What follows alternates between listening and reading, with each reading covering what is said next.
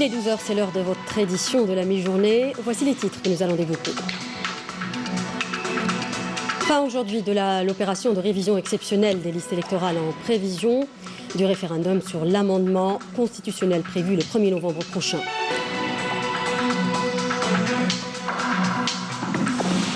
Dans l'actualité également, la rencontre du conseiller auprès du président de la République chargé du mouvement associatif et de la communauté nationale à l'étranger avec les représentants de la société civile d'Alger. L'occasion de rappeler que la révision constitutionnelle consacre la démocratie et le rôle de la société civile dans la prise de décision. Situation épidémiologique avec cette tendance baissière qui se maintient. Retour sur le bilan des dernières 24 heures avec le porte-parole du comité scientifique de suivi de l'évolution de la pandémie. Et retour dans ce journal sur la célébration de la Journée internationale du tourisme. Dans un contexte assez particulier, un véritable désastre pour les amoureux des voyages, puisque 90% des aéroports ont été fermés partout dans le monde à cause de la pandémie. Plusieurs reportages sur le tourisme local dans ce journal.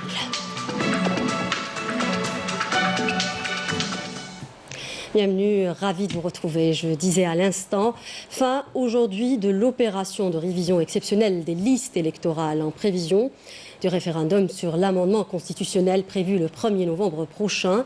Cette opération faisait suite à la convocation du corps électoral par le président de la République Abdelmadjid Tebboune pour ce référendum.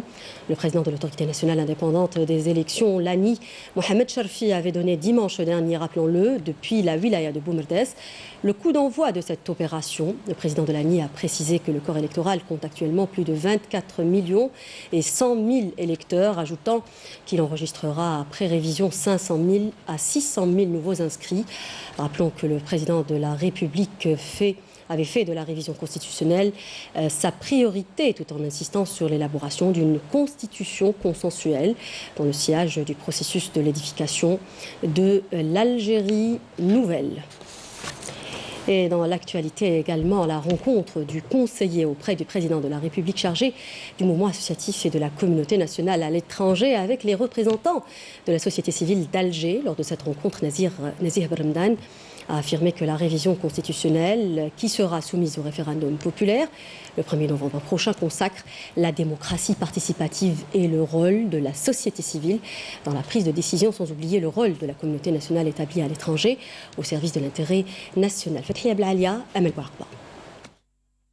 Cette rencontre de concertation vise à rétablir la confiance entre la société civile et les institutions de l'État.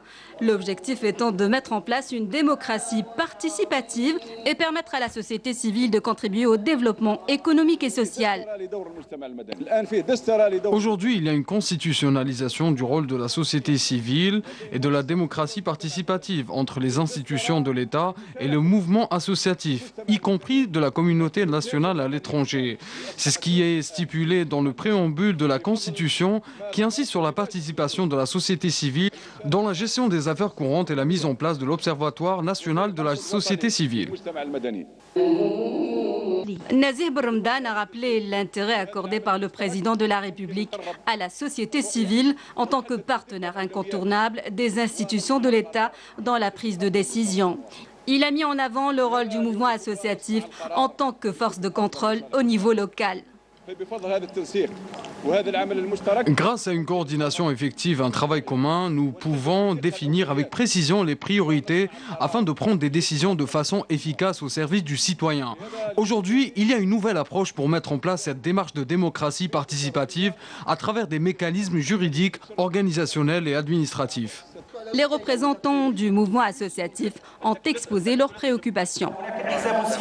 Il faudrait qu'on essaye, si c'est possible, de faire un séminaire national sur la prise en charge des personnes en situation de handicap au niveau de la wilaya d'Alger, si c'est possible, après arriver au national. Je propose aussi que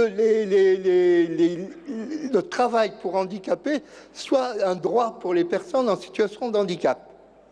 Il faut que ça soit un droit. Parce que vous avez les enfants qui sont autistes, qui peuvent travailler, mais qui ne veulent pas les accepter parce qu'ils ne savent pas comment prendre en charge ces enfants. La société civile doit être consciente du rôle qu'elle est appelée à jouer pour être active sur le terrain. Il faut accorder de l'importance aux personnes qui font du bénévolat, car ils se portent volontaires pour aider autrui, et nous avons vu cela durant la pandémie du coronavirus. Concernant la communauté nationale à l'étranger, le conseiller auprès du président de la République a fait part de la mise en place d'une plateforme numérique destinée à nos concitoyens à l'étranger, leur permettant d'exposer leurs préoccupations. Culture à présent avec la rentrée culturelle réunissant le théâtre, les arts plastiques, la musique, la danse et le conte, en plus de rencontres littéraires lancées officiellement par la ministre de la Culture et des Arts, Malika Bendouda, accompagnée du ministre de l'Industrie, Farhat Teitali Ibrahim, et de responsables de plusieurs institutions publiques. La ministre de la Culture et des Arts a inauguré cette manifestation au Palais de la Culture Mouli Zakaria sous le thème « Notre culture est dans notre diversité et notre unité ».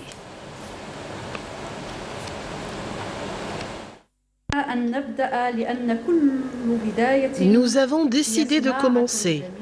Nous n'avons pas hésité. Parce que chaque début est une construction de l'acte en lui-même. On croit très fort que l'être humain a été créé pour commencer. L'annonce de la rentrée culturelle ce soir n'est autre qu'un autre début. Comme tout autre début. Nous sommes chanceux parce que cette rentrée coïncide avec le centenaire de la naissance de Mohamed Dib, un père spirituel comme tant d'autres du roman algérien. Nous annonçons l'ouverture de l'année culturelle, tout en pensant à ceux qui nous ont quittés.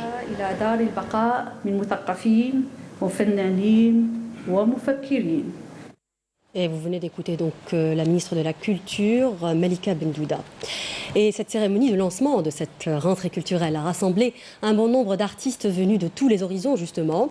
Une véritable mosaïque qui a permis aux artistes d'échanger entre eux, mais aussi de visiter les expositions de peinture et de décors, mais aussi de costumes, de théâtre proposés à l'occasion. Siam Knouch, reportage. Maître Garagouz, le mythique Bouranja et puis aussi Juba 2. Ils sortent directement du palmarès de plusieurs théâtres régionaux qui se sont réunis pour la toute première fois afin de donner le la à la nouvelle saison culturelle. C'est la première fois dans la culture algérienne, l'ouverture officielle de la saison culturelle 2020-2021. Pour nous, cette mosaïque, ce décor-là, c'est un lieu de rencontre, c'est un lieu de changer les idées par tous les amateurs de théâtre. C'est un lieu de rencontre des metteurs en scène, des artistes et tout ça. Des costumes, des couleurs, l'art plastique et les artistes peintres étaient présents aussi, avec leurs différents courants et écoles. Dans cette exposition, donc, qui sous le thème de Souffle d'art, donc, on a regroupé plusieurs artistes de toute la région d'Algérie. Donc 41 artistes sont présents avec nous, avec 121 œuvres qui sont exposées. Les incontournables conteurs étaient présents aussi avec leurs costumes traditionnels, mais aussi des élèves de l'école supérieure de musique symphonique.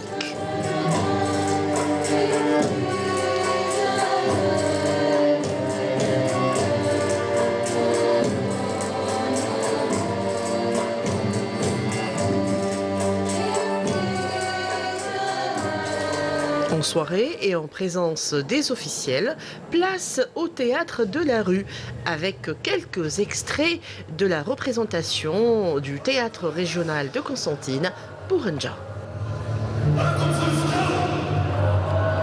C'est Bouranja, Anzar Bonja, c'est la légende très connue dans le nord africain. On a essayé de faire un extrait de 12 jusqu'à 13 minutes. Et j'espère que le public va apprécier l'extrait. Une saison culturelle tant attendue, elle promet d'excellents moments de partage.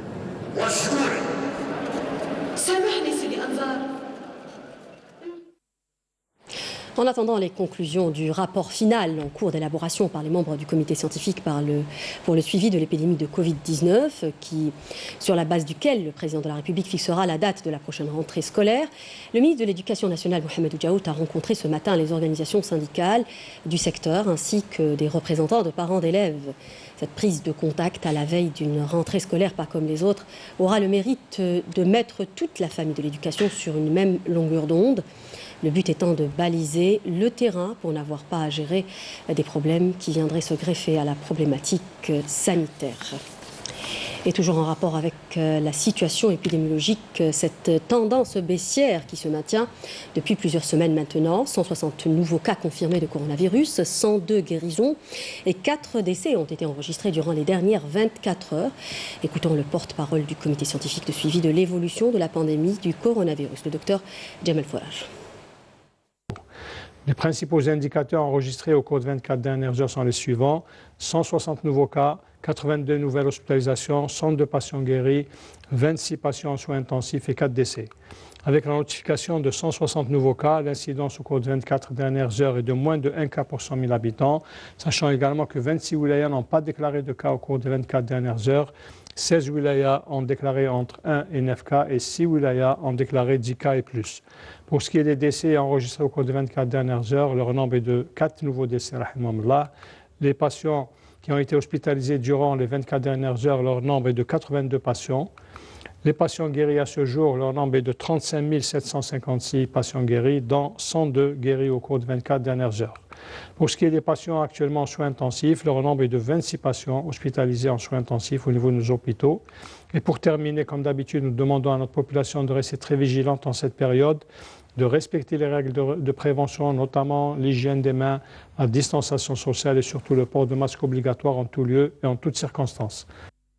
Direction le Sahara occidental, dernière colonie en Afrique. La question est plus que jamais d'actualité, notamment avec la répression exercée par les forces de l'occupation marocaine contre les militants sahraouis. Souvent, ce sont des familles brisées et des destins marqués à jamais, comme celui de Salah Lebsir, qui a passé 4 longues années derrière les barreaux.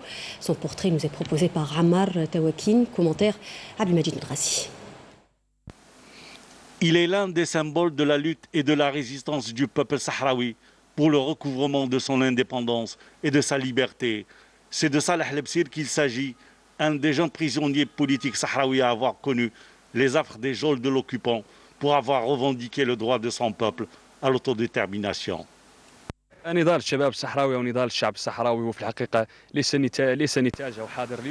combat du peuple et des jeunes sahraouis ne date pas d'aujourd'hui. Il est l'héritage des sacrifices du peuple sahraoui, de nos ancêtres et des combattants de l'armée de libération sahraoui. Nos sacrifices aujourd'hui ne sont que la continuité et le prolongement du combat de nos ancêtres. Des sacrifices que nous faisons depuis notre jeune âge et que nous poursuivrons jusqu'au recouvrement de notre souveraineté et notre indépendance. Les années passées en prison n'ont fait que renforcer la résistance et la conviction de Salah à poursuivre le combat de la juste cause du peuple sahraoui. Tout le peuple était derrière lui. La radio parlait de lui. Il parlait et écrivait sur le Sahara jusqu'au jour de son arrestation et son emprisonnement durant 4 ans.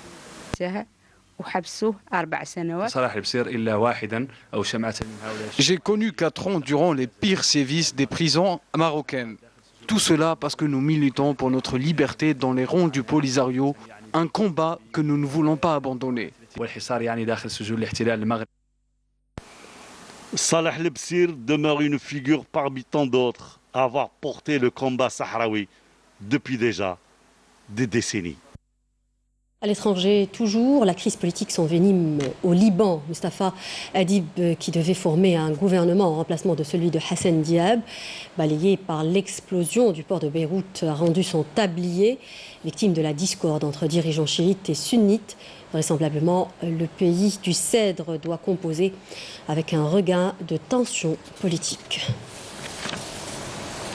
Santé, le bilan mondial de la pandémie de Covid-19 s'apprête à franchir le million dans les jours qui viennent.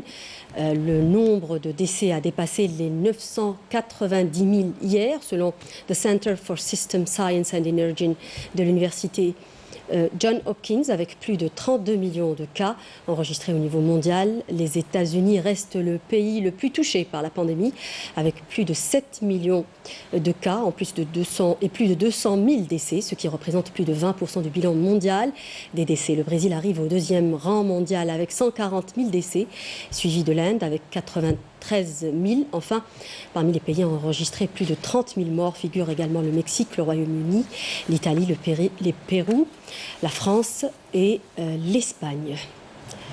Et nous célébrons la journée internationale du tourisme comme annoncé en titre dans un contexte assez particulier. Une année sans précédent pour tous les amoureux de voyage puisque 90% des aéroports ont été fermés partout dans le monde à cause de la pandémie de Covid-19. Le tourisme est donc le secteur le plus mis à l'épreuve par cette crise sanitaire, nous dit Yanis Belkacem. Cette année, à l'instar des autres célébrations, la Journée internationale du tourisme est marquée et célébrée en temps de crise sanitaire. La Covid-19 a causé l'annulation et le report de nombreux événements partout dans le monde. Le secteur du tourisme a fortement été impacté par cette pandémie.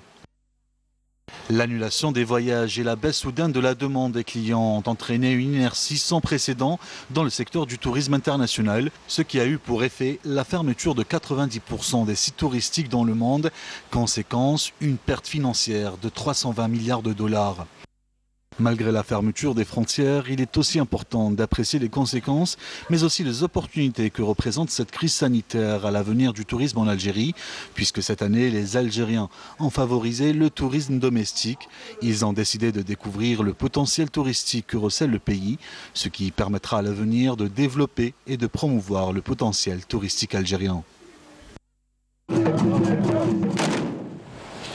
Et toujours à l'occasion de la journée du tourisme mondial, le club sportif professionnel Aquamar à l'ouest d'Alger a organisé une séance de sensibilisation sur les dangers de la pollution marine et son impact sur l'écotourisme. L'idée est d'inculquer la culture écologique aux jeunes générations. C'est un sujet signé Marine Demis. Cette belle journée a donné l'occasion à ces plongeurs passionnés du monde sous-marin qui ont décidé de se réunir comme à chaque fin d'été pour une opération de nettoyage. Une initiative prise par les adhérents du club Aquamar. Tout ce qu'on trouve au fond de la mer, c'est du plastique et des bouteilles en aluminium. Il ne faut pas cesser de sensibiliser les gens. Non, لازم الإنسان يكرر ويعاود يكرر وما يملش حتى الناس يعني يلحق لهم الميساج إن شاء الله يلحق لهم الميساج. الجهود اليوم موجودة، جهود الدولة موجودة، جهود القطاعات موجودة. Les pouvoirs publics et le secteur concerné ont déployé les moyens nécessaires. Nous devons continuer à collaborer ensemble car notre objectif est de protéger la planète et la biodiversité. Nous devons continuer à sensibiliser les citoyens afin de préserver l'environnement.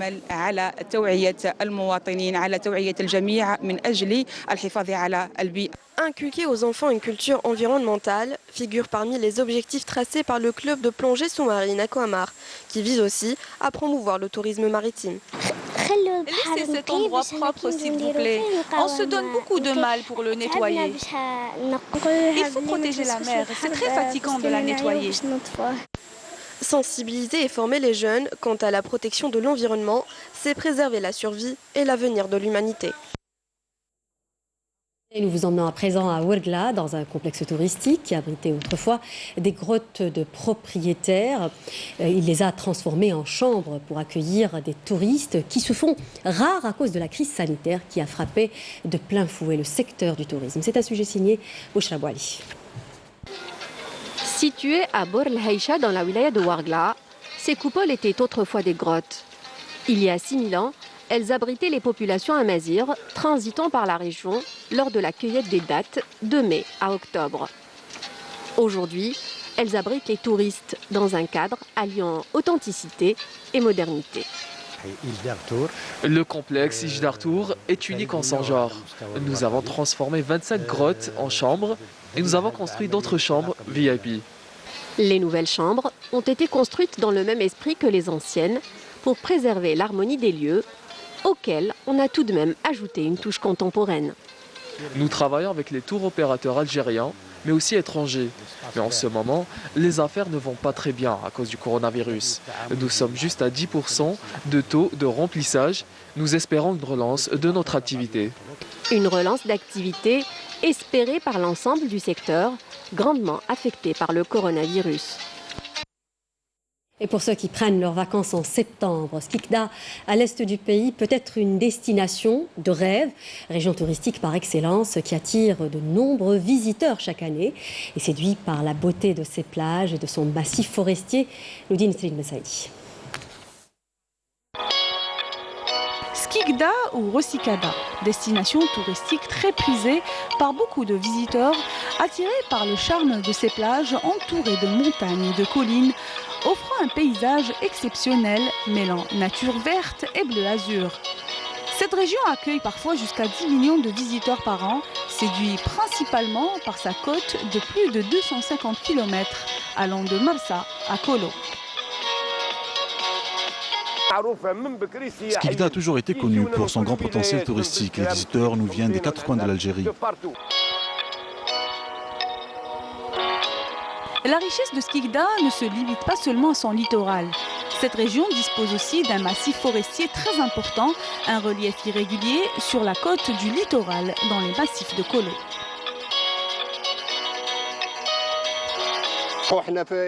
Nous essayons de préserver au maximum cette région. C'est un site qui a été classé dans les années 80 comme étant le plus beau en Afrique.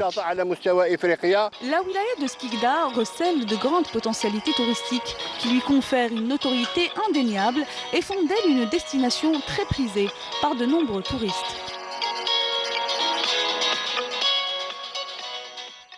On dit que le cheval est la plus belle conquête de l'homme. Pas loin d'Alger, dans la ferme équestre de Hrawa Ain Taya, beaucoup ont fait le choix d'en faire leur animal de compagnie. L'équitation, un sport de plus en plus populaire et qui, à l'instar d'autres disciplines, n'a pas été épargné par la crise sanitaire. Les adeptes de ce sport sont finalement heureux de reprendre. C'est un reportage signé Walid Yousfi. J'aime bien les chevaux et Amira est très belle et je l'adore bien. Amira, c'est le cheval préféré de Selina. Mais aujourd'hui, faute de disponibilité, elle prendra une autre monture. À seulement 4 ans, Selina rêve déjà de devenir une grande cavalière. Le monde de l'équitation attire de plus en plus d'enfants. Une passion pour certains, une thérapie pour d'autres. Ce sport reste pour les adhérents la meilleure façon de passer leurs après-midi. Donc parce que c'est une passion pour moi. Donc pour moi les chevaux c'est tout. C'est la liberté, c'est en fait c'est un animal vraiment très majestueux.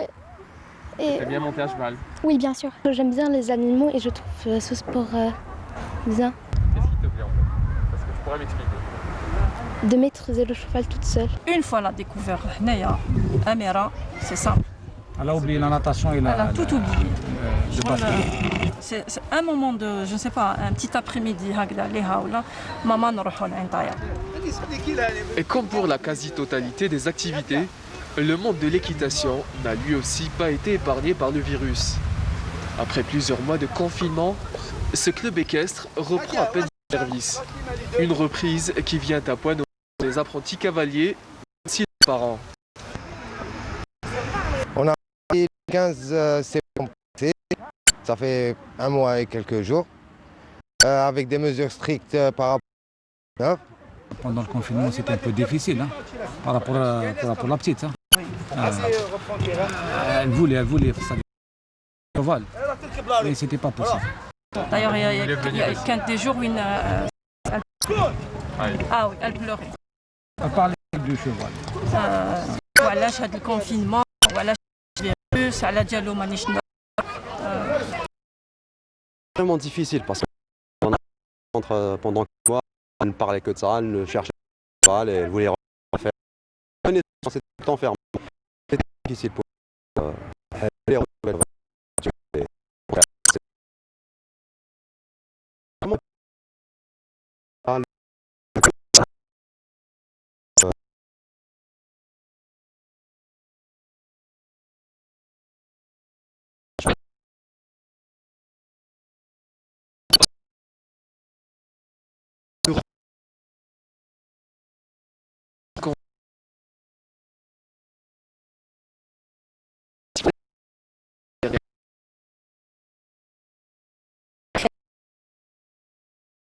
d'avoir porté attention et de nous rejoindre.